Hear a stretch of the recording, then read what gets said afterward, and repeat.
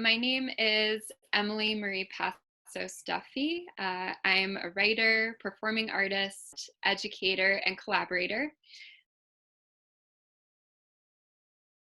Like so many people, I was pretty significantly affected by COVID-19. Over three-quarters of my income is earned through providing live entertainment. And with the pandemic and so many places shutting down, I was in a lurch financially. So, in the financial sense, I was personally very impacted. I was fearful about making rent, qualifying for unemployment, and just generally what was to become of me. I think many of us have experienced existential dread of some form since this all started. So that's been the case for me. I also had two residencies that I was set to participate in this summer. One was postponed and one was canceled. Um, but this has also been an opportunity for me to reevaluate my priorities and deepen into my artistic practices. And that's been really cool to lean into. The project I'm working on is titled The Neighborhood, a Poem. And this will be an ongoing project beginning likely in August. And there will be an online component and a material object component. QR codes will be placed at locations within a 1 mile radius from my home, following usual walking routes that I take. And these codes will allow smartphone having passerbys to submit lines anonymously to collaborative poems, following place-based prompts, encouraging them to consider their relationship to place and to one another. So each of these kind of poem stations will be part confessional, part dispatch, part writing prompt, part grounding exercise.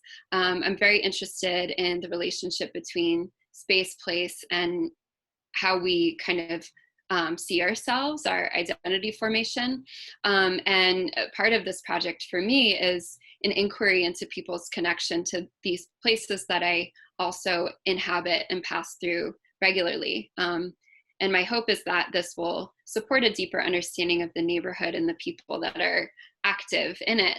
So this project will be documented and, through photos and writings, along with the final collaborative poems that'll be shared on a website and will be accessible for people to read.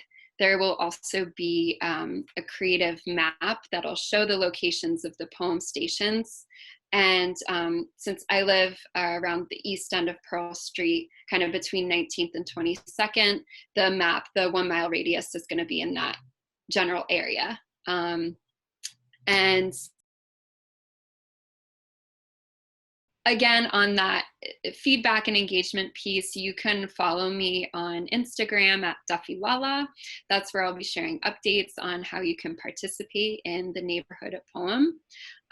You can also follow Writers Warehouse, and that's writers.warehouse, to connect with the work Ellie and I are doing through our residency at the Boulder Creative Collective. And I'd also like to share to anyone watching, stay engaged and keep paying attention to what's going on. Lead with your heart and not your ego. Learn the difference between those two sensations. Whatever you can offer, that's your gift to the moment of movement that we're in. And maybe that's childcare for a friend while they attend a protest, calling your representatives again and again, making art, donating, fundraising, hosting reading groups.